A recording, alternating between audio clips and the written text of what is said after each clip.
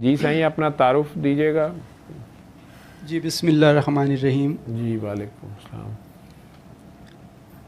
मोहतरम डॉक्टर बाबा जान, मेरा नाम मोहम्मद मुमताज़ अंजुम है और जी मैं लास्ट टाइम जी जी मैं मैं तो भी पहचान आपसे गया हूँ आपको। किस लिए आना हुआ?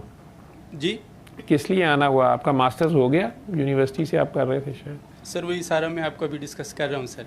अच्छा, फिर सारा जी सुनाना है आपने? वो तो जी जी। दो तो तीन सर चार साल से थोड़ी हो सी रहा है मेरी थोड़ी मास्टर्स सी बातें कुछ ना वो यहाँ पे जो मुअज़्ज़ज़ीन सामीन हैं या जो आप हैं थोड़ी सी नागवार भी अगर महसूस हों तो काइंडली मुझे माफ़ कर दीजिएगा। जी जी। एक तो सर मैं ये अर्ज़ करना चाहता हूँ कि सैयद मैं उनको समझता हूँ जो करबला के अंदर अपने नाने के दीन की खातिर शहीद हो चुके हुए हैं। बाकी मैं तो एक अदना सा एक इंसान हूँ, मैं सैयद वगैरह नहीं हूँ। मैं तो बिल्कुल एक गुनहगार और बदतरीन एक ना वो एक इंसान हूँ, बस ऐसे ही कच्चा पक्का सही मुसलमान हूँ। तो एक थोड़ा सा नहीं, मैं आपने मुझे लिख के भेजा था जब सैलाब आया कि मैं सैयद हूँ और नहीं नहीं वो तो मेरा सर ये। बात सही है हाँ जी। जो मैं अर्ज़ कर रहा हूँ। अच्छा जी। तो सर ये बात है कि कोई 12-14 साल से ना सर मेरे साथ ना बहुत ज़्यादा डिप्रेशन और बहुत ज़्यादा मसले मसाइल हैं। और जिस वजह से मैं आपके पास आया था सर्विस हॉस्पिटल में, मुझे एक बहुत ऐसी बीमारी लगी हुई है जिसका मैंने बड़े बड़े डॉक्टरों से चेक करवाया, आंखों की बीमारी जिसे रेटिनाइटिस पिगमेंटोसा कहते हैं। जी तो जब से मुझे हालांकि मैंने अम्मी को भी साथ ले आना था, आज 70+ वो इतना ज़्यादा बैठ नहीं सकते, इस वजह से वो उनको मैंने लेके नहीं आया हूँ। तो मतलब जब मेरी अम्मी को ये पता चला कि बेटा डॉक्टरों ने कहा कि कोई 40 साल या 35 साल के बाद ये ऐसी बीमारी है, इसका कोई इलाज भी नहीं है, तो ये बिल्कुल ना मतलब बंदा टोटली अंधा हो जाता है 40 साल के बाद। तो मैं बहुत ज़्यादा मतलब परेशानी का शिकार था। तो कोई 2019 के 20 के राउंड अबाउट ना मुझे ना आपकी एक वीडियोस में मैंने आपको ये मतलब देखा और मुख्तलिफ़ बीमारियों के बारे में कि जो मतलब किसी बीमारी का कोई इलाज ना हो तो सूरत रहमान के हवाले से। तो फिर उस हवाले से मेरा थोड़ा आपके साथ ज़्यादा मतलब सलाम दुआ और गपशप थोड़ा मतलब यूट्यूब के वो जो आपकी वीडियोस वगैरह हैं वो मैं काफ़ी देखी और बहुत ज़्यादा मैंने उसको डाउनलोड वगैरह करके काफ़ी मैंने उनको ना वो देखा। तो दिल में यही होप होती थी कि या अल्लाह कोई ऐसी मतलब डॉक्टर साहब के पास मैं जाऊं। और ये मेरा जो आंखों का मसला है, अभी भी मैं जब वहाँ से आया हूँ मुझे एक भाई यहाँ पे छोड़ के गए क्योंकि मुझे रात का वो नज़र नहीं आ रहा था। तो मैंने फिर तकरीबन 2022 में आपके पास उधर सर्विस हॉस्पिटल में एक बुज़ुर्ग के साथ आया। तो आपसे मैंने ये सारा मामला डिस्कस किया, तो आपने दुआ करवाई और सारा जो प्रोसेस था सूरत रहमान का वो भी अल्हम्दुलिल्लाह मैंने पूरा सुना और आगे लोगों को भी दुआ करवाई। तो सर उसके बाद में एक छोटी सी इसमें एक और बात ऐड करना चाहता हूँ कि लास्ट टाइम कोई 4-5 साल पहले की बात है कि मैं यूनिवर्सिटी पंजाब के अंदर ना मेरा एक बंदे के साथ सलाम दुआ हुआ, उसका नाम तफसील ख़ान है। तो वो बड़ा मतलब मुझे काफ़ी शदीद प्यास लगी हुई थी, तो उस बंदे ने मुझे वाटर कूलर से पानी दिया, तो थोड़ा बड़ा बाअदब लग रहा था, तो थोड़ा सा उससे फिर गपशप हुई। तो शाम को मैं थोड़ा ऐसे खाने के लिए जो पीसी ढाबा है यूनिवर्सिटी का वहाँ पे गया खाने के लिए, तो वो बंदे को जब मैंने वहाँ पे देखा तो थोड़ी सी फिर मेरे दिल में उसके लिए और ज़्यादा वो, मैंने कहा यार कैसा, मैंने ज़िंदगी में इस तरह का पहला बंदा देखा जो इतना गरीब है कि वो लोगों का बचा हुआ खाना खा रहा था। तो मैंने जब उस बंदे से बाद में थोड़ा पूछा कि यार ये आप क्या कर रहे हैं, मतलब आप इतने ही मतलब हैं कि आपको मतलब वो मतलब मसाइल हैं कि आप लोगों के बचे हुए खाना खा रहे जो स्टूडेंट खा के चले जाते हैं। तो मुझे कहते हैं मुमताज़ भाई आप मेरे पास रूम में आइए। मैं उनके साथ आया, 9 नंबर हॉस्टल लियाकत हाल है।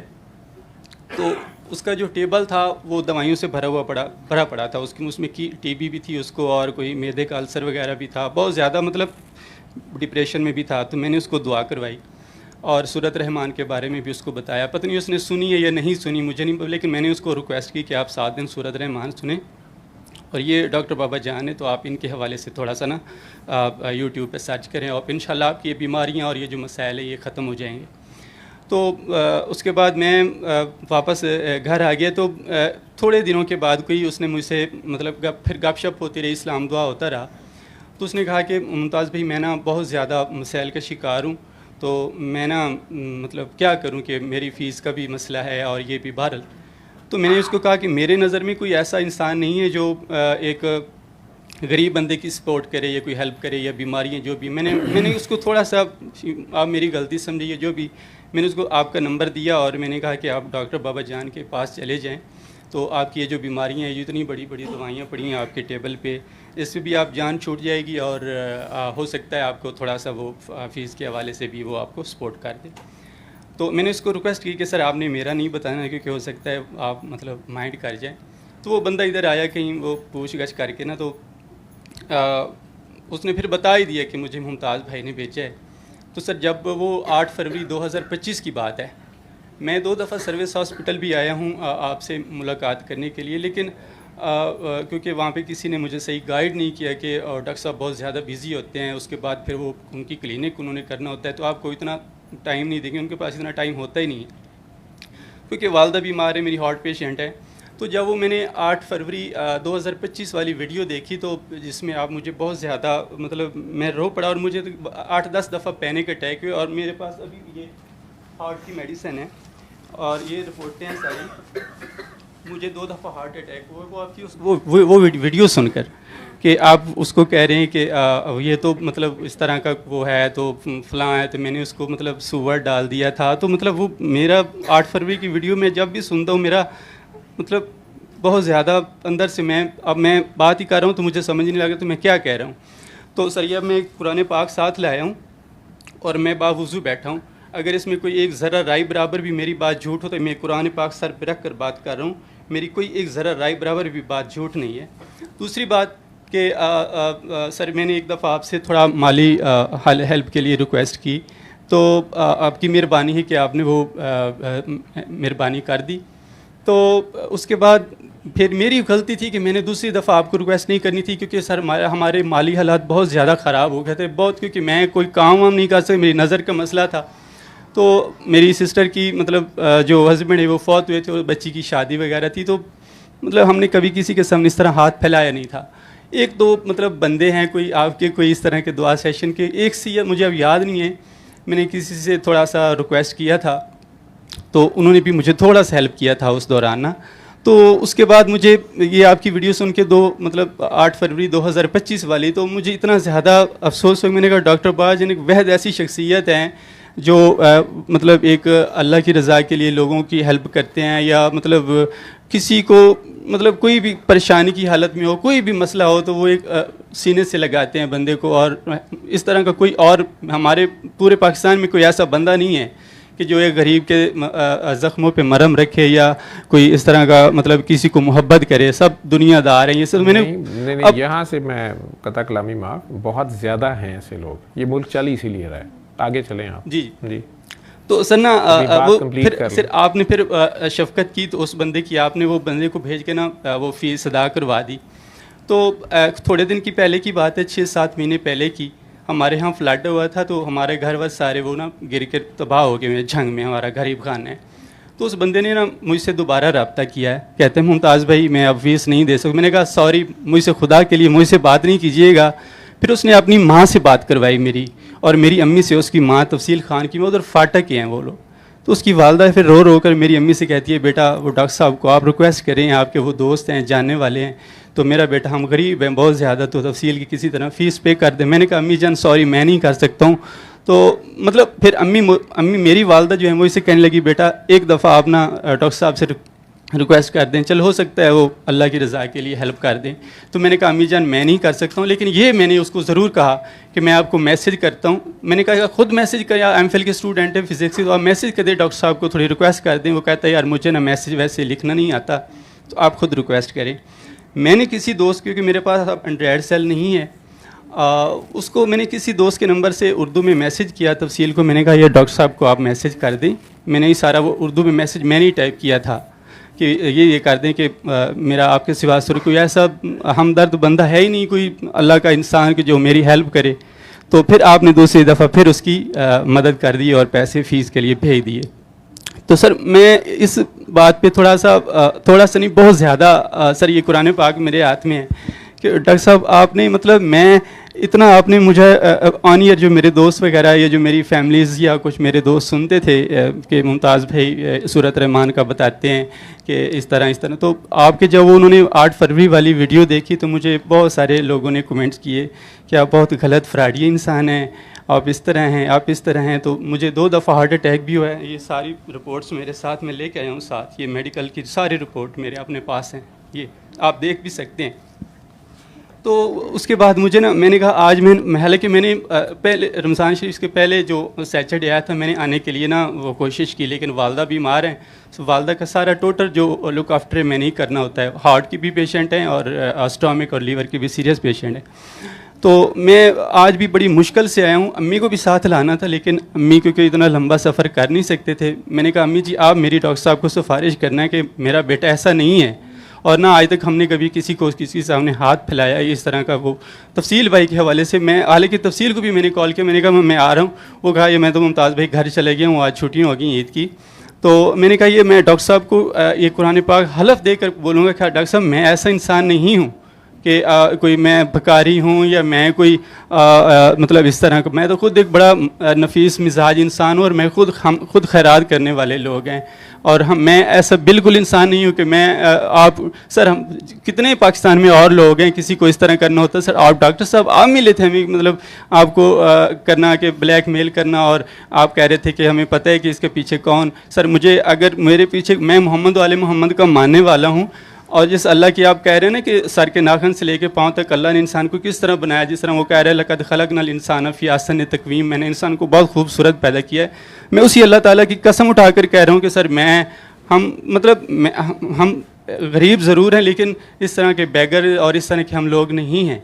तो मैंने कहा आज मैं डॉक्टर साहब को ये क्लियर करके आऊँगा। ज़िंदगी का कोई पता नहीं, ये 2 अटैक मुझे हो चुके हैं, कोई किसी भी वक्त इंसान की जान जा सकती है। डॉक्टर साहब के ये दिल में ना रहे कि मुमताज़ एक बेटा जंग से आता है या कोई है तो वो इस तरह फ्रॉडिया है या वो लोगों से इस तरह बटोरता है पैसे। तो मैंने कहा मैं आज ये बात क्लियर करके आऊँगा। और रमज़ान शरीफ का आज मेरे ख्याल में अब ताक रात है और 25-26 रोज़ा है, और रमज़ान शरीफ बड़ा मुक़द्दस महीना है, और इसमें जो भी मैंने बात की है एक ज़रा राय बराबर भी झूठ हो तो ये कुरान पाक मेरी गोद में है, और मोहम्मद वाले मोहम्मद मेरी ज़िंदगी में कभी कब्र में भी मेरी शिफात न करें। बात कंप्लीट कर लिया आपने? जी सर। मुझे बड़ी खुशी हुई कि आपने इतनी दिलेरी से ऑनलाइन आके बैठ के बात की है, और आपको मौला अली का वो कॉल याद रहना चाहिए था। आप खुद सैयद हैं बकौल आपके, और मेरे साथ तारुफ भी आपने यही कह के बनाया था। 2023 से ताल्लुक़ है आपका मेरे साथ, मैं सही कह रहा हूँ? जी जी अल्हम्दुलिल्लाह हम सैयद हैं। जी जी। और नहीं, मैं ये कह रहा हूँ 2023 से आप मेरे साथ ताल्लुक़ में। जी जी। और आप लिल्ला भी गए? जी। ठीक है। वहाँ मंशा भाई से भी आपकी मुलाकात हो चुकी है? जी। उसके बाद आप मेरे छोटे भाई कामरान के पास उनके बैंक में भी जाए? जी जी। ठीक है। तो आपने मुझे मेरे साथ ताल्लुक़ बनाते हुए या आइंदा भी किसी के साथ बनाए, आपने कुरान करीम बीच में रख लिया। जी। बड़ा अच्छा किया। और आले मोहम्मद, जब आप आले मोहम्मद कहते हैं फिर औलाद के साथ बहुत कुछ शामिल हो जाता है, वो सभी को आपने बीच में रखा। तो मौला अली का फरमान है कि जिस पे एहसान करो उसके शर से बचो। ठीक है। आप बड़ों के बच्चे थे, आपने मेरे सर पे एहसान किया, आपने मेरे तक एक साइल को भी पहुँचाया। मेरा ख्याल जितनी बात आपने की है मैं उतनी ही करूँगा, मैं उससे ज़्यादा ना ही करूँगा। मेरा पहले ही शर जो है उसकी वजह से आपको 2 हार्ट अटैक भी हो चुके हैं। मेरी छोटी ज़ात या कमीनी ज़ात होने की ये सबूत है कि आपने तो मुझे नेकी का मौका दिया और मैंने उल्टा आपको डंग लिया। तो आपको ये बचना चाहिए था। मौला अली की औलाद में से थे आप, ठीक है, आल से थे, तो आपने उनके उस फरमान को याद रखना था कि जिसके ऊपर आप एहसान कर रहे हैं, उसको नेकी का मौका दे रहे हैं, उसके शर से आपने बचना था। मैं अब आपको एक बात कहूँगा कि जो छोटा बंदा होता है वो अगर कोई भी एहसान करता है, कोई भी ताल्लुक़ बनाता है, तो वो जो भी करता है उसमें कोई ना कोई कायदे कानून अपने जताने की कोशिश करता है, बताने की कोशिश करता है। तफसील खान के केस पे मैं दूसरे बाद में आता हूँ। मेरा ख्याल है वो या बलूचिस्तान से है या फाटा से है? फाटा से। जी। आपको उसका नाम आपको भी नहीं लेना चाहिए था, मैंने तो आज तक नहीं लिया, आपने बड़ी तफसील से ले लिया उसका नाम। और वो बेचारा बचा हुआ खाना खाता था नहीं खाता था, ये बातें नहीं करनी चाहिए थी। आपका उससे पहले मेरे से जो भी ताल्लुक़ था, सैलाब एक बार नहीं आया, 2 बार आया। आपने मुझे या मेरे से पहले कामरान साहब को उनके बैंक जाके आपने जिस भी नेकी का मौका दिया उसकी तफसील यहाँ कोई नहीं जानता जी, ना किसी को पता था जी, ना हम पता चलने देते हैं, ना वो इतनी होती है कि हम बताते फिरें, ठीक है। लेकिन ये मेरी जसारत है, ये मैं मौला अली या सरकार को हाजिर नाजिर जान के कहता हूँ। मुझे वो बात बड़ी तकलीफ़ देती है जब मैं ये वाक़या सुनता हूँ कि मेरे इधर ये भी सैयदज़ादी बैठी हैं, मैं शायद इनका भी देनदार हूँ, मुजरिम कायनात में तो शायद इनका हूँ, इधर भी बैठी हैं और ये अपनी जो मन मर्जियाँ करती रहती हैं या जो भी करती हैं, मैं क्या कह सकता हूँ। लेकिन उनके घर की ये बच्चियाँ इधर होती हैं, मेरे पे तो पहले ही बड़ी ज़िम्मेदारी होती है। तो उनके नौजवान भी अगर मेरे पास आते हैं और मुझे किसी नेकी का या किसी अच्छे अमल का या ग़ुलाम को कोई काम कहते हैं, तो मेरी सिर्फ़ एक दरख्वास्त होती है जो मेरे आका ने मुझे सख्ती से कहा हुआ है, और वो राज़दारी है, ठीक है। मैंने आपसे एक ही रिक्वेस्ट की थी, चाहे आप ख़त लिखते थे, चाहे आपका SMS आता था, क्या दरमियान में कोई तीसरा बंदा आया था? नहीं आया था। जी नहीं। फिर मैंने आपसे ये रिक्वेस्ट की थी कि ये जो कुछ मेरे और आपके दरमियान है, ये आपने किसी इंसान से नहीं कहना। आपको मेरे या मेरे भाई के बैंक का एड्रेस या मेरे दफ्तर का एड्रेस या मुझे इस ज़रूरतमंद को नेकी की ज़रूरत है, तो आपको किसने ये पता दिया था? ये तो सर सूरत रहमान में सारा वो आपका नंबर वगैरह भी जो जब मैं अल्लाह ने दिया ना। जी जी जी, अल्लाह ने दिया। जी जी, वो तफसील खान को भी वो दे सकता था, ठीक है। और अगर वो दे ही दिया था तो फिर उसको, अगर आपने उसको गाइड कर दिया था, जो कि मेरी वाहिद शर्त थी आपसे, ठीक है। और मैंने आपसे ये बार बार कहा था, और ये मेरे आपके दरमियान ये वायलेशन है जहाँ से मैं बच रहा हूँ, नहीं तो आप तो ले दे गए आज भी, दोनों हार्ट अटैक भी मेरे पे डाल दिए हैं, कुरान भी आपने बीच में रख लिया है। तो शाह साहब, आपको वो वाक़या हम सबको, पूरी उम्मत को आज भी दोहराना है। वो तारिक जमील साहब भी बड़ी तकलीफ़ से सुनाते होते हैं कि सरकारे दो आलम, आपके नाना जान, मेरे नबी पाक सल्लल्लाहु अलैहि वसल्लम या आकाए दो जहां वज़ू फरमा रहे थे, और उनके आशिक जो हैं, उनके वज़ू का पानी, उनकी कुली का पानी, उनकी दाढ़ी से गिरता पानी, उनके हाथों से, कोनियों से गिरता पानी, उनके लोटे का पानी, उनका बचा हुआ पानी, वो लेने के लिए आपस में धक्कम पेल कर रहे थे। नीचे से कोई हाथ कर रहा है, कोई कुछ कर रहा है, कोई कुछ कर रहा है। तो सरकार ने वज़ू को दरमियान में छोड़ा। ये मैं सहाबा कराम की बात सुना रहा हूँ, ये मैं उनके उन आशिकों की बात सुना रहा हूँ। मदीना मुनव्वरा का वाक़या है, जिन्होंने उनकी खातिर हिजरतें कर लीं, जिन्होंने उनकी खातिर घर बार, बीवी बच्चे, माँ बाप छोड़े, जिन्होंने उनकी खातिर कारोबार छोड़े, जिन्होंने उनकी खातिर गज़वात लड़ी, उनमें से भी बीच में होंगे और नए वाले भी होंगे। आशिक ही होंगे ना, जो आशिक नहीं होते वो नहीं ये एफर्ट करते, ठीक है। वो तो आराम से बैठ जाते हैं या कुछ भी। लेकिन ये सारे जो उनके जूठे पानी के लिए, वुज़ू का पानी, नाक का पानी, मुंह का पानी, उसे भी मुंह पे मल रहे हैं या पी रहे हैं या जो भी कर रहे हैं, उनको अचानक उन्होंने रुक के कहा कि मैं इससे बड़ा अमल तुम्हें बताऊं। सारे अमतन गोश हो गए कि इससे भी बड़ा अमल। वो मैं सरकार की वो दर्द मुझे फील होती है कि इतने सालों के बाद भी अगर उन्होंने ये कहा, मैंने कहा जी बताएं क्या हुक्म फरमाएं। मैंने कहा यार झूठ ना बोला करो।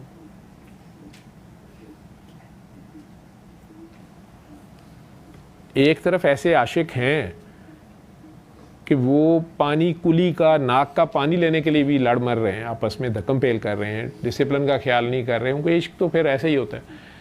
लेकिन सरकार को उन्हें भी कहना पड़ गया है कि यार इसकी बजाय झूठ ना, मेरी बात को मानो। अगर तुम मेरे से अकीदत रखते हो, मेरे से प्यार करते हो, तो फिर मेरी बात को मानो। ये मेरे झूठे पानियों शानियों को छोड़ो परे। ये मेरे पाँव हाथ गोडे चूमने की बजाय, मेरे जिस्म को चिपकने की बजाय, या मेरे बचे हुए पानी को पीने की बजाय मेरी बात को मानो। जहाँ मैं खड़ा कर रहा हूँ वहाँ खड़े हो। जिससे मैं मांग रहा हूँ तुम भी उससे मांगो। और झूठ बंदा कब बोलता है? जब वो झूठ बोलता है तो वो अल्लाह के हाजिर नाजिर होने की परवाह नहीं कर रहा होता। जी, ठीक है? वो अल्लाह के हाजिर नाजिर होने की परवाह नहीं कर रहा होता तो झूठ बोल रहा होता है। और सरकार की सारी लड़ाई ये थी अपने गांव वालों से, अपने शहर वालों से, कि मुझे ना मानो, मेरे अल्लाह को मानो। मेरे अल्लाह को मानो कि वो हाजिर और नाजिर है। मैं भी उसी से मांगता हूँ, तुम भी उसी से मांगो। मत किसी बुत से मांगो, मत किसी इंसान से मांगो, मत किसी के मोहताज बनो। ठीक है? जी जी। लेकिन अगर वो मानने के दावागार हैं, अगर वो ला इलाहा इल्लल्लाह को मानने के दावेदार हैं, फिर वो झूठ नहीं बोल सकते। फिर झूठ बोला नहीं जा सकता, क्योंकि झूठ जब आप बोलेंगे अगला तो बाद में सुनेगा, वो तो पहले सुनेगा। वो जो आंखों की खयानत तक को जानता है। मैं डॉक्टरी से इसीलिए भागता था कि मुझे लेडीज़ को डील करना पड़ेगा, मुझे इन मरीज़ों, इन मजबूरों से पैसे लेने पड़ेंगे। मैं हाजी नमाजी नहीं था, लेकिन मेरी अपनी जो सोच थी उसमें मुझे अच्छा नहीं लगता कि मेरी बीवी को या मेरी बहन को या मेरी माँ को चाहे शर्ट के ऊपर से कोई स्टेथ रखे। बचपन से नहीं मुझे ठीक लगता था, तो मैं कैसे किसी के रख दूंगा? तो मेरी सोच थी। ठीक है? तो जब उसने मुझे ही डॉक्टर बना दिया और मुझे तो पकड़ के नंगे जिस्म पे सर्जरी करनी पड़ गई, हार्ट सर्जरी या जो भी काम मैंने किए, तो ये आयत साथ मेरे दिमाग में थोड़े भी डालती थी कि मैं आँखों की ख़यानत से भी वाकिफ़ हूँ। ठीक है? वो अल्लाह मेरे बोलने से पहले मेरे झूठ को भी जानता है। और मैं ये दावा होते हुए कि मैं अल्लाह को मानता हूँ, या मैं कितना बड़ा भी नेक हूँ, हाजी हूँ, नमाजी हूँ, सहाबी भी हैं, अगर वो झूठ बोल रहे हैं, सरकार को पता तो चलता होगा। अल्लाह ने एक सूरह हुजरात में इशारा दिया है कि ये जो हुजरे के बाहर से आवाज़ें देते हैं आपको, ये आपको बेखबर समझ रहे हैं। बहुत बड़ा इशारा है इसमें। तो उस बाखबर की महफिल में भी अगर कोई झूठ बोल देता है तो तकलीफ़ तो होती होगी उन्हें। और फिर वो वाले लोग जो पानी के लिए तो धकमपेल कर रहे हैं, वुज़ू के बचे पानी, लोटे के लिए पानी के लिए, बात को नहीं मान रहे। ओहद में बात को नहीं माना सिर्फ, और खुदा इस कदर गज़बनाक है कि वो माफ़ी देने पे तैयार नहीं हो रहा। ठीक है साईं? जी जी। तो मेरे और आपके दरमियान एक वादा, एक बात हुई थी, एक ही दरख्वास्त मैंने की थी कि ये राज किसी और के पास नहीं जाएगा। जी जी। अब वो आपने तफसील खान को बता दिया, कोई बात नहीं, चलें आपने एक साहिल को बता दिया कि यार तुम मुझे कह रहे हो तुम उधर चले जाओ, क्योंकि आप भी उसी पंजाब यूनिवर्सिटी से थे। जी जी। मैं किसी के दिलों का हाल नहीं जानता, मैंने किसी के माथे पे नहीं लिखा होता कि ये साहिल है या नहीं है। लेकिन उसी तफसील खान ने, वो भी आगे से खान साहब थे जिसका आपने नाम दिया है, वो भी आके यहाँ कैमरे पे ये कह रहा है और मुझे हेल्प की ज़रूरत है और ये सारा कुछ है। ठीक है? मुझे एक लम्हे को ये सोचना पड़ता है कि अगर इसकी जगह मैं खड़ा हूँ, ये पब्लिकली ये सारा कुछ कह रहा है, ये ज़रूरतमंद है और इसको अपना पेट नंगा करना पड़ गया सबके सामने, ये किस अज़ियत से गुजर रहा है, और उसके बाद इसने यहीं पर बैठना है, कल को शायद यहीं पर आना है, ये इन सब के सामने कैसे बैठेगा? तो मैं बहुत कंजर हूँ, बहुत खबीस हूँ। तो आपके हिस्से की सज़ा तो ये थी कि आपको भी मुझे सरजनिश करनी पड़ी लाइव में, क्योंकि यहाँ एक तीसरा बंदा आ सकता था, आप ही का नाम भी वो ले गया था कि जी मुझे फ़लाँ ने भेजा। मैं कहाँ से तस्दीक करूँगा जबकि मैं आपको कह चुका हूँ कि आपने नहीं भेजना? तो मैंने उस चीज़ को भी रोक डालनी है। दूसरा, मैंने इन लोगों पे ये साबित करना है जो आपने उसको नंगा कर दिया है कि तफसील खान असल में ज़रूरतमंद नहीं है, हमें बकवास कर रहा है, बचे हुए खाने खाता है, ये खाता है, वो खाता है, ये कोई एजेंसियों का बंदा है, ये कोई ऐसा बंदा है। अदरवाइज़ इस कमरे में मेरा खुदा जानता है कि वो शख्स मौजूद है, जिसने उसको वहाँ उसके दफ्तर में, उसके यूनिवर्सिटी जाके उसके बैंक में उसकी फ़ीसें दी या नहीं दी या देता आ रहा है, वो इधर बैठा हुआ है। ठीक है जी। अगर कहते हैं तो मैं अलग कमरे में या जाते हुए आपको वो मिल लेगा। नहीं सर, वो ठीक है जी। और तफसील खान साहब को अगर, तो यहाँ पे इन सबको यही लगा कि नहीं ये बंदा एमिल ड्रामे कर रहा है, ये कोई ज़रूरतमंद नहीं है और ये कोई एजेंसियों का बंदा है, कुछ भी है तो ड्रामे में आ गया। लेकिन उसकी हेल्प अल्लाह ने करा दी। आपके हिस्से की सज़ा यही थी कि आपको जब मना किया गया था कि ये राज मेरे, आपके और अल्लाह के दरमियान है। ठीक है ये बात मैंने अपने बाबा से भी सीखी और ये मेरी माँ भी करती है। उसने बेवगी काटी है, लेकिन जब से अल्लाह ने उसको ये तौफीक दी है, वो गनी नहीं है मेरी माँ, वो इस बात पे नाराज़ हुई, वो सखी है। ठीक है जिनको इस बात का फ़र्क पता है, तो उसने उस हालत में भी कई बार अगर किसी ने उसको कह दिया सच या झूठ, तो उन्होंने ये भी नहीं उसको बताया कि ये तो मेरी ज़रूरत है या मेरे बच्चे की ज़रूरत है, उन्होंने वो कर दी है। लेकिन इस शर्त पे की है कि इस बात का गवाह सवाए अल्लाह के कोई ना हो और इसका जिक्र तुमने कभी, मेरे और तुम्हारे ताल्लुक़ में इस चीज़ का जिक्र ना आप कभी आए। लेकिन अगर वो बात उन्हें तीसरी जगह से जाके पता चली है और किसी ने कहा कि हमें पता चला है कि आपने उनकी हेल्प की है, तो ज़ाहिरी बात है कि वो दोनों बंदे तो यही दो थे, हमें भी नहीं पता होता था। ठीक है मुझे कैसे पता चली ये बात? क्योंकि मैंने उन्हें किसी के साथ गज़बनाक देखा। मैं अपनी अकल समझ के साथ अम्मा से और खालिद स्पेशली, हम दोनों अम्मा को लहदा अम्मी जी को करने के, अम्मी जी वो वाकई ज़रूरतमंद है, आपको पता भी है, तो ये आपने क्या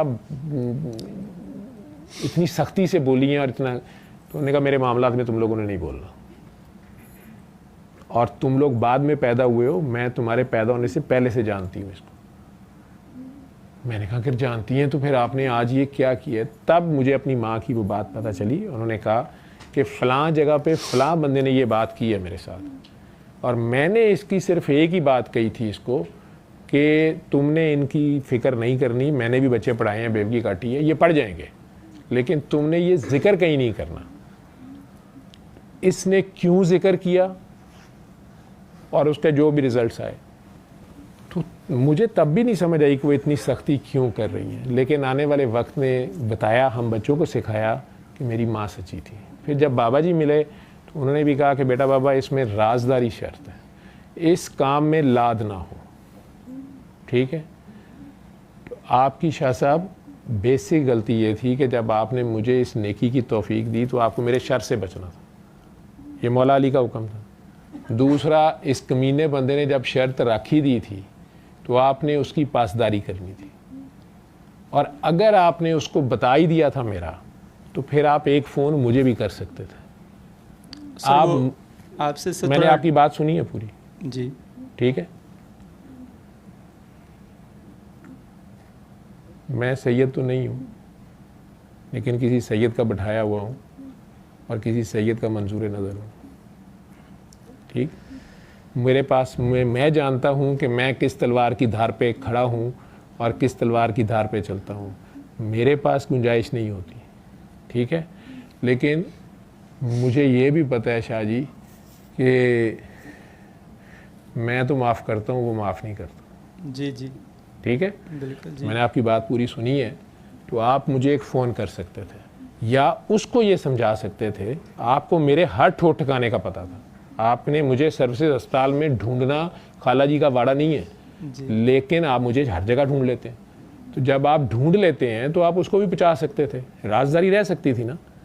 वो बंदा भी जैसा भी है, जो बंदा जब वो ये शर्म नहीं कर रहा कि वो किसी के बचे हुए खाने खा रहा है, कैंटीन पे नौकरी भी कर रहा है, उस यूनिवर्सिटी में पढ़ रहा है। ठीक है अल्लाह किसी पे ये वक्त ना लाए। लेकिन ये भी मैं आपको बता दूं कि जिन्होंने ये मुश्किल वक्त जो है वो ऑनरेबल वे से काटा है, अपनी मजबूरी को, अपनी कमाईगी को अपना कॉम्प्लेक्स नहीं बनाया, ना उसका इश्तिहार लगाया। दुनिया में उन्हीं लोगों ने बाद में नाम कमाया है जिन्हें विरासत में बड़ी बड़ी जायदादें आई हैं ना, जिन्हें विरासत में आराम और सुकून आया है, उन्होंने कम ही नाम, उन्होंने नाम डुबोए ही हैं बड़ों के, ठीक। जी जी। जिन्होंने मुश्किल वक्त में उसको याद रखा है और उस वज़ादारी को नहीं छोड़ा, उस किरदार को निभाना नहीं छोड़ा, उनके नाम हुए हैं। ये आसानी से ये जो सोने का नवाला मुंह में लेके पैदा हुए हैं, इनमें से मुझे नाम दिखाइएगा कितने हैं जो आगे गए। उन्होंने उजाड़ा ही है सारों ने। ये तो विरासत में जो ईमान आता है ना, इसकी कोई कदर नहीं होती। वो दादा मुसलमान हो या थे, आज सारे मुसलमान ने, तो पता भी नहीं होता ये क्या है। हाँ, जिन्होंने धक्के खा के ये ईमान लिया होता है, चाहे मज़हब बदला होता है, उनसे आप बात करें तो वो और होते हैं।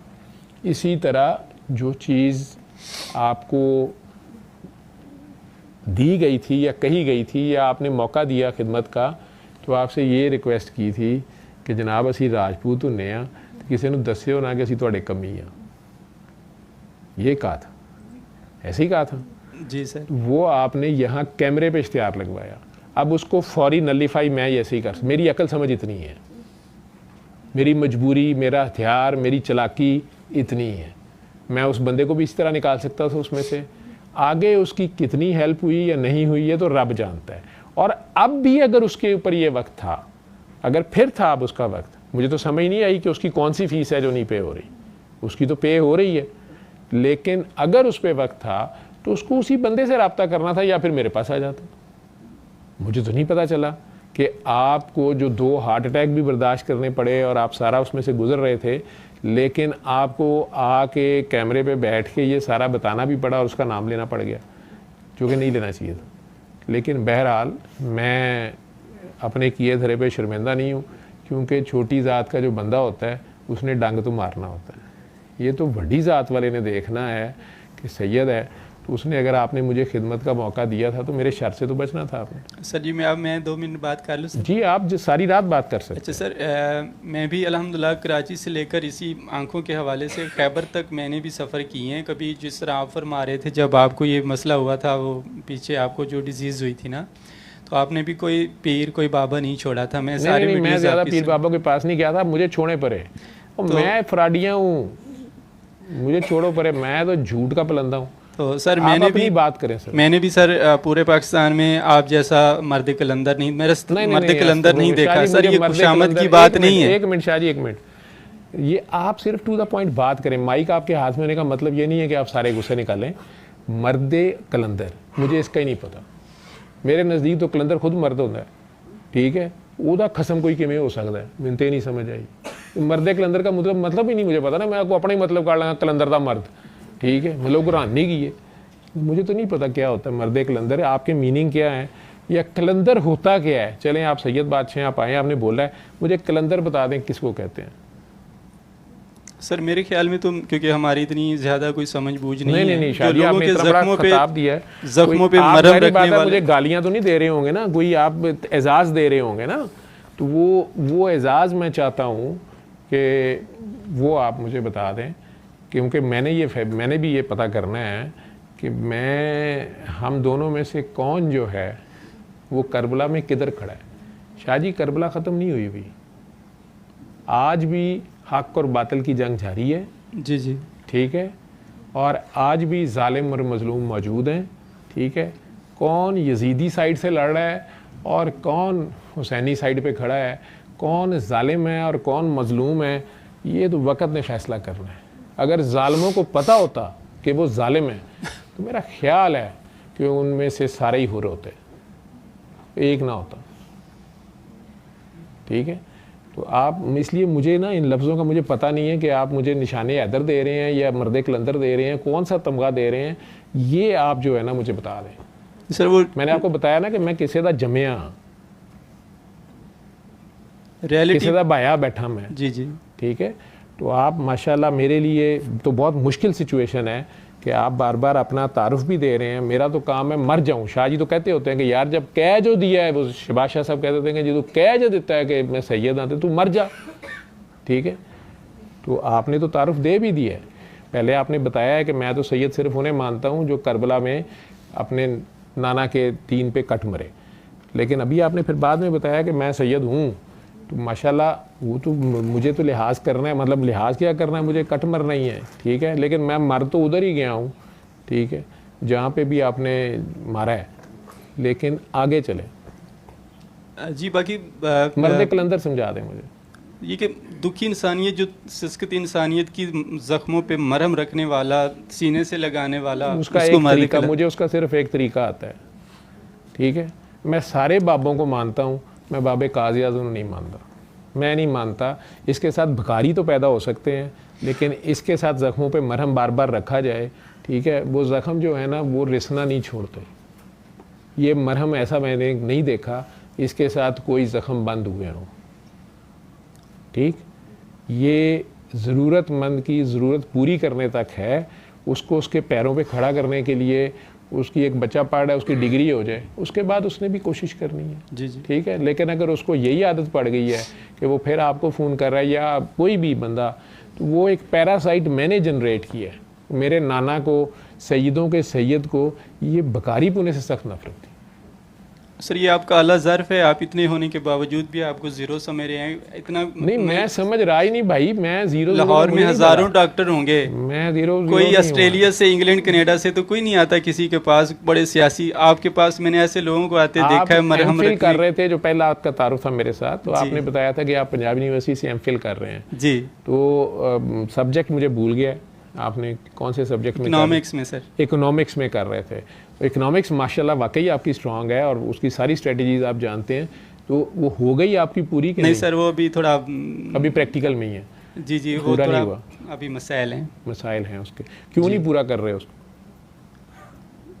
सर अगर अब तो जो मेन फाइनेंशियल रीजंस की वजह से नहीं कर रहे, तो वो आज भी यहाँ बंदे ऐसे बैठे हुए हैं नहीं सर, जो आपके फाइनेंसिस का कोई मसला नहीं, सैयद ही बैठे हुए हैं। वो है सर ये कि आप जो मेरी सर भाई की तरह आई साइट है ना, हैं जी, आई साइट जो मेरी है, आई साइट जो है जी, वो दिन ब दिन वीक होती जा रही है, और अब मेरा दिल को भी चलना थोड़ा मुश्किल होता जा रहा है, इस वजह से काफ़ी डिप्रेशन में हूँ। रात को जब हमारे बात बिल्कुल ही नज़र नहीं आते। आप सैयद हैं, अगर आप डिप्रेस हो गए तो फिर उम्मत दा दे कोई हाल नहीं। आई साइट तो आपको सरकार ने अता करनी है ना, विजन तो और चीज़ है। जी जी, खैर अल्लाह हम सब के हाल पे रहम करम करे, और मेरी कुताही का मैं सारी कौम के सामने आपसे माफ़ी मांग लेता हूँ अब। नहीं सर, ऐसी आपका मैंने जो अभी मैं उनको कह रहा था कि जब ड्यूटी आएगी तो ड्यूटी करनी पड़ेगी। जी जी, ठीक है, वो चाहे आगे कोई भी हो। जब मैं यहूदी के बाग में काम कर रहा हूँ तो उस यहूदी के मालो दौलत का ख्याल रखना तो मेरे ज़रूरत तो है ना।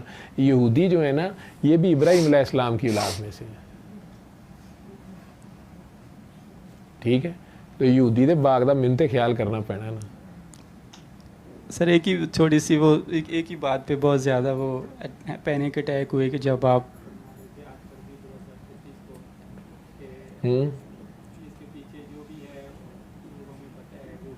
या वो ऐसे ही, तो वो बड़ा मैं हैरान किया।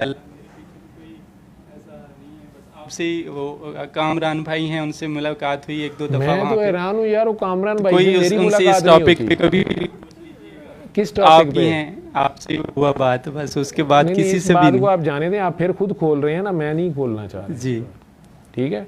और कामरान मेरे मुकाबले में ज़्यादा सख्त है। जी जी जी, ठीक है, वो आप उसको छोड़ें परे। मैंने जो इशारा जो देना था आपको, तर्रा ही डालना था कि हम तो पुराने खिदमतगार हैं आपके। जी जी, तो पुराने नौकरा ने इंज नहीं करीदा होंदा, जे उन्होंने कोई गलती गुलती हो जाए तो लै लू के छड़ दी दी है, ठीक है ना।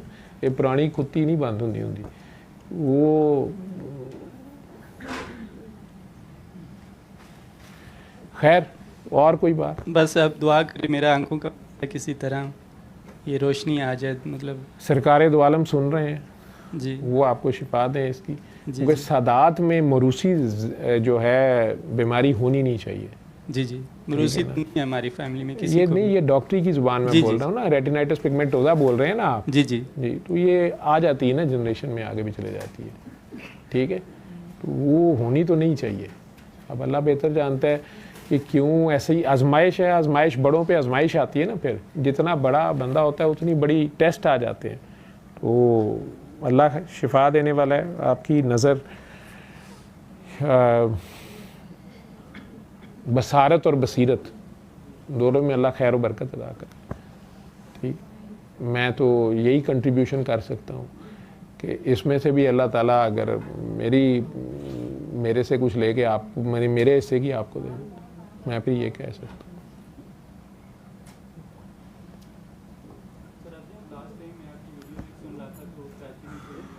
अजीज़ थे तो वो बहुत ज़्यादा जल गए।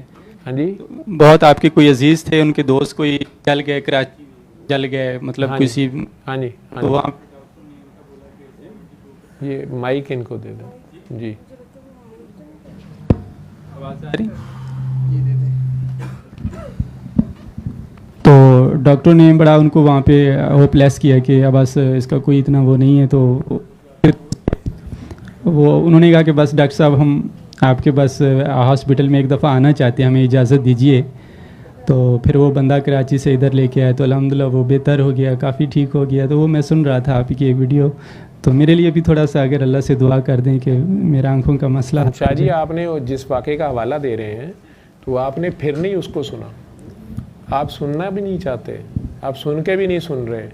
अब ये तो रब की अपनी मर्ज़ी है कि क्या ऐसी बात हो गई। वो साहब मेरे साथ फिज़ियोथेरेपी के डॉक्टर थे और आज वो सरसी अस्पताल का हेड ऑफ़ फिज़ियोथेरेपी हैं। ठीक है, और भी एक प्राइवेट हॉस्पिटल में तो PhD डॉक्टर हैं फिज़ियोथेरेपी के। उनका भाई जल गया था कराची में, 78% बंद था उसका। जी जी। वो जो बात उसमें सुनने की थी, वो खुद भी कट्टर वहाबी नेक मुसलमान है, अच्छे मुसलमान हैं, वो नहीं मानते किसी बाबे को। ठीक है, तो वो मेरे साथ ही हॉस्पिटल में होते थे, ICU में होते थे। तो वो मुझे समझाते भी होते थे, मेरे साथ सादात बच्चे बच्चियाँ होते थे, उन्हें भी समझाते थे कि ये आप लोग किस काम पे लग गए हैं और ये शिरक है, बिद्दत है, या इसमें डॉक्टर साहब की जो है वो शख्सियत परस्ती शुरू हो जाएगी और नया फ़िरका बन जाएगा, लोग बाकी कुरान शरीफ छोड़ देंगे, सिर्फ सूरह रहमान पे उनके बड़े जेन्युइन से कंसर्न थे। तो उनके साथ फिर दूसरे भी बात करते थे कि यार ये कहीं डॉक्टर जवेद जो है ये इतना अच्छा बना हुआ है, कितने अहमदी तो नहीं का। ठीक है, क्योंकि उस वक़्त भी आपकी तरह किसी मेहरबान ने किसी को वहाँ उन लोगों को बताने के लिए बीच में फट पड़ा, जब कोई बहस हो रही थी मेरी एब्सेंस में कि यार ये बंदा कोई एजेंसियों का है, यहूदियों का एजेंट है। तो किसी ने कह दिया कि अहमदी ना हुए ये, क्योंकि वो उस बच्चे ने गुस्से में उनको कह दिया कि आप इस तरह उनके बारे में ना सोचें। तो वो खुद भी डॉक्टर था, बड़ा डॉक्टर था, तो वो कहीं आया हुआ था, तो उसने कह दिया कि मेरी इसने फ़लाँ वक्त पे ऐसे मदद की, ये ऐसे हुआ। अब वो कहीं गुस्से में कह गया, तो चूँकि वो आगे नेक लोग थे, वो डायलॉग नहीं आ रहे चाहते थे, तो उन्होंने नई तावील दी कि ये फिर अगर इसके पास इतना पैसा है तो ये अहमदी होएगा, तां एवं पैसे लाई जाता है, राह जाते तेनू तुम्हारे पे पैसा लगा दिया, वटेवर जो भी था। तो वो ये सारा कुछ चलता रहता था। ठीक है, और पहुंचता भी रहता था मेरे तक। तो वो डॉक्टर साहब जो थे वो कराची गए, अपने भाई की खातिर वहाँ पहुँचे और वहाँ जाके उन्हें पता चला कि डॉक्टर्स ने जवाब दे दिया था उस मरीज़ को, बल्कि वार्ड में नहीं बाहर कॉरिडोर में लिटाया हुआ था। जी जी। तो फर्स्ट एड भी ना होने के बराबर दी जा रही थी कि अब इसने कौन सा बचना है, लेट हिम पास पीसफुली। तो तब उसने मुझे फ़ोन किया था कि मैं लाहौर लाना चाह रहा हूँ आपके पास। तो मैंने उसे ये बात कही थी कि तुम मेरे, ये बात आप नहीं सुन सके शायद आवाज़ की क्वालिटी हमारी बड़ी माठी है, जहाँ ज़रूरी बात होती है तो वो मेरी एजेंसियाँ उसे कम ज़्यादा कर देती हैं। तो वहाँ ये बात मैंने उन साहब से कही थी कि बेटा तुमने लाहौर क्यों लेके आना है। नंबर 1 एक तो रिस्क है एयर ट्रैवलिंग का। ठीक है, मेडिकल सर्टिफिकेशन वहाँ से भी शायद तुम्हें डॉक्टर्स नहीं देंगे, उसका एयर ट्रैवल सेफ़ नहीं है, उस पेशेंट को बहुत ज़्यादा ऑक्सीजन की ज़रूरत है, उसकी लाइफ को थ्रेट है, वो ऑलरेडी 78% बर्न है, किसी वक्त डेथ हो सकती है। तो एक तो ट्रैवलिंग का रिस्क है। दूसरे नंबर पे तुम वहाँ से यहाँ लाना क्यों चाह रहे हो, शिफा तो अल्लाह ने देनी है। उसने मुझे आगे से कहा कि नहीं मैं आपकी खातिर लाना चाह रहा हूँ। उसने ये कहा कि मैं आप और डॉक्टर मज़हर और हमारी ICU टीम है, मैं उनके तरीक़ा इलाज की खातिर लाना चाह रहा हूँ कि आप जिस तरह भी इलाज करते हैं, मुझे यहाँ के इलाज पे एतबार नहीं है, और मुझे आप लोगों के इलाज पे तुहाडे हत्थ च शिफा है, तुहाडी खातर ले आ रहे हैं।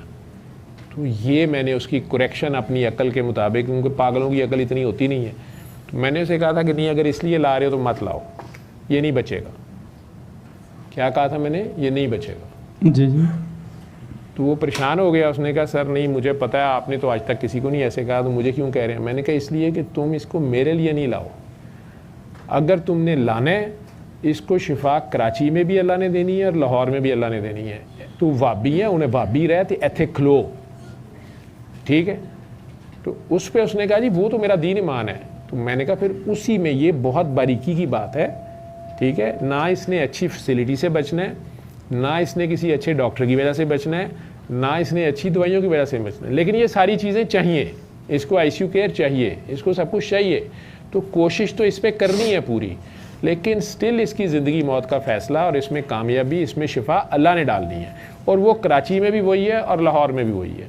तो जब शिफा उसने देनी है तो वो फिर ना अच्छे आईसीयू का मोहताज है, ना अच्छी दवाइयों का मोहताज है, ना किसी पैसे का मोहताज है, ना किसी केयर का मोहताज है। इसका कोई भी ना होता, अगर उसने इसको रखना है तो ये बच जाता, और इसके 10 भाई भी होते, उसने जब नहीं रखना तो वो जो मर्ज़ी कर लेते, वो नहीं बच सकता। उसने कहा थैंक यू सर, ये तो मुझे क्लियर हो गया। मैंने कहा अब अल्लाह से ये बात करो, ये दुआ करो वहाँ से कि या अल्लाह शिफा तूने देनी है, और मुझे पता है कि लाहौर में भी तूने देनी है और कराची में भी तूने देनी है। मैं लाहौर सिर्फ इसको इसलिए लेके जाना चाह रहा हूँ कि मुझे अपनी सहूलत है, मेरे बीवी बच्चे वहाँ पे हैं, मैं यहाँ प्रदेश में हूँ, वहाँ पे मेरे साथ एक काफ़ी लोग मिल जाएंगे, मेरे दोस्त अहबाब हैं। जो आईसीयू है वो मेरी अपनी जगह है, मेरी हाज़िरी भी लग जाएगी, मेरी अटेंडेंस भी हो जाएगी, मैं ड्यूटी की ड्यूटी भी करूँगा, इसकी केयर भी करूँगा, और बाकी दोस्त अहबाब भी मिल के मेरे साथ ज़्यादा लोग मिल जाएंगे। मैं अकेला हूँ यहाँ पे, तू तो साथ है, लेकिन मेरी बाकी बशरी तकाज़ों की जो सहूलतें हैं वो मेरी पूरी हो जाएंगी। बाकी शफात ज़िंदगी मौत दा तू ही मालक है, इत्थे भी तू है तो उत्थे भी तू है। ये कह के तेनू जहाज़ च बिठा के लै आ ते इत्थे आ जा, जे ते तू यह करना है तो यह कर लै। बाकी अगर तुम ये कह के ला रहे हो कि मैं आपकी खातिर ला रहा हूँ, तो फिर ना ले आए नू, मेरे वालों साफ जवाब ही। अब आपको ये पॉइंट समझ आया है कि नहीं आया? जी ठीक है। तो मैंने तो अभी सरकार दो आलम का नाम लिया है, आपके नाना जान का नाम लिया है, उनका सदका उन्हें वास्ता डाला है, और अपना आप पेश किया है कि अगर मेरी आंखें मेरी बसीरत बसारत दे के एक सैयद की बच सकती है तो मैं तो वो भी देने को तैयार हूँ सरकार के हवाले से, ठीक है। तो इससे ज़्यादा मैं शाह जी क्या दुआ कर सकता हूँ? जब सरकार को बीच में मैंने डाल लिया तो फिर मेरे जैसा कंजर जो है उसकी दुआ आपको क्या से चाहिए? जब सरकार रो रो के हमारे लिए दुआएं कर गए हैं तो उसके बाद अगर वो दुआएं नहीं पूरी पड़नी किसी को, तो किसी और दी दुआ की कर सकती है? ठीक है जी, ठीक। अगर आपको मेरी बात समझ आ गई है जी जी, वो अल्लाह करे, क्योंकि कुछ सैयद खड़े हो गए हैं, तो सैयद भी ज़रा डाढ़े हैं, ये अपनी गद्दियां शदियां ठुड्डे मार के ते जान के थले बैठे होंगे ने। तो यह गद्दियां इन्हां चों किसी सैयद ने एक तो बाबा जान लिख दिता, एक तो बाबा जी लिख दिता, तो असीं इत्थे ही रखियां रुखियां होंदियां ने। तो पिछले दुआ सैशन च मेरी क्लास ले ली फ़ोन करके कि जी वो गद्दी जे गोदी च नहीं रख सकता, ठीक है, तो किते उत्ते रख देवे तो उत्थे बाबा जी लिखे है सानूं तकलीफ हुंदी है, और बाबा जान लिखे है तकलीफ हुंदी है। तो बेहतर तो यह है कि जी पीली जी गद्दी उन्हें रखी हुंदी है, ਉਹਦੇ नालों वह गद्दी सामने रखा करे, अपनी गोदी च रखनी है। तो मैं माफ़ी चाहता हूँ कि मैनू पता है कि लड़ाई सजदा ही सारी गद्दी दी है, ठीक है। तो मैं एवं बाबा जी की गद्दी रख ला या बाबा जान दी रख ला, ठीक है। तो मैंने आज इधर भी रख दी है, आप लोगों को नज़र आए कि एक सज्जे है कि मेरे खब्बे है, ठीक है। तो वैसे साडा सज्जा खब्बा बराबर हुंदा शाह जी।